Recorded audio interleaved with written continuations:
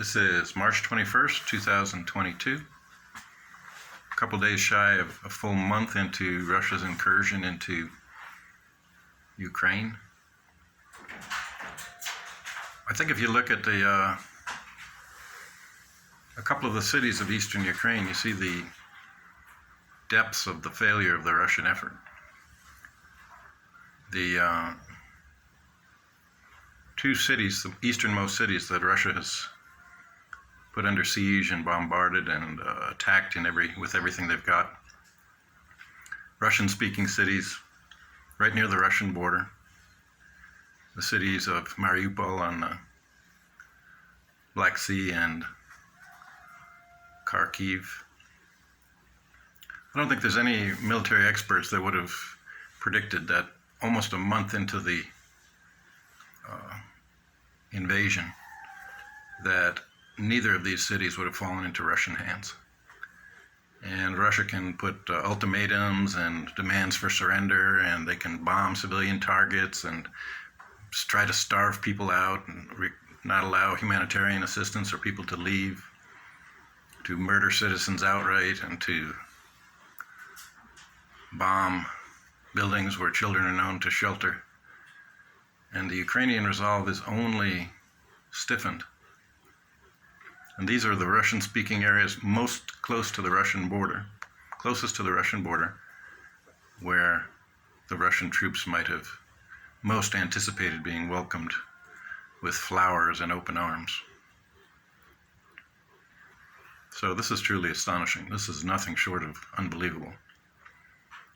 And the Ukrainians are fighting for their homes, they're fighting for their country, they're fighting for their government, their ability to choose their future, to remain a democracy and a free nation.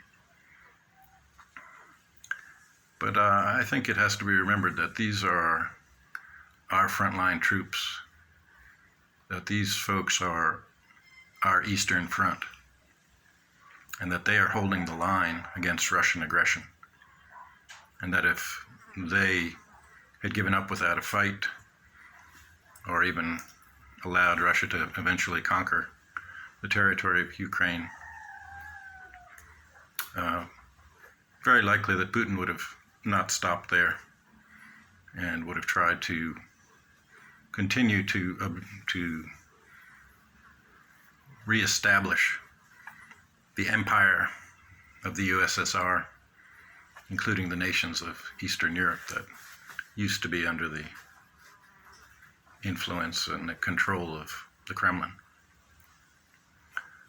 So this Ukrainian front, these are putting their blood, their lives on the line. They're losing civilians by the thousands. And I think if people are wondering what in the world are we involved for, why are we spending American money, why are we restricting the Russian economy so that prices rise in America, I think you only have to look at what the cost would be of inaction in this case, and the cost of abandoning Ukraine to its fate, and then hoping Russia doesn't proceed westward. But if it did, there's at least a 50-50 likelihood that World War III would have been triggered, or it's still a possibility. But if Russia continued into NATO, to invading NATO countries, we would respond, and I say it would at least be a 50-50 chance that World War III would be on, and you have to ask yourself, what would that cost?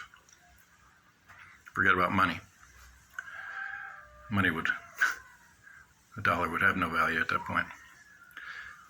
But so any way you look at this, the Ukrainians deserve our support 100%, and I think it's been pretty solid. At least it's solidified, and I think there aren't too many Americans that begrudge what we have offered the Ukrainian government and it should extend to you rebuilding the country after the fact. And I think they've well earned, they may, as a part of a decision, as part of a negotiated settlement, they may temporarily have to say that, oh, we're neutral, remain neutral, or we will never sign on to NATO or some such thing. But I think at the end of the day, they've earned the right to decide, just as any other free nation, what organizations they should or shouldn't belong to. And I think it's obvious that they're looking westward, that they will never again want anything to do with Russia, probably economically as well. And certainly they will be armed to the teeth, even if they don't join NATO. They will be armed to such an extent that no nation will try to invade Ukraine for many, many decades to come.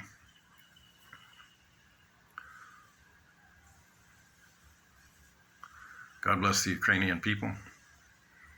God bless the Zelensky government.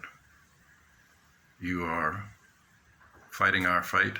You are fighting not just for yourselves, but for everyone in Europe, the US, and the free world. God bless you.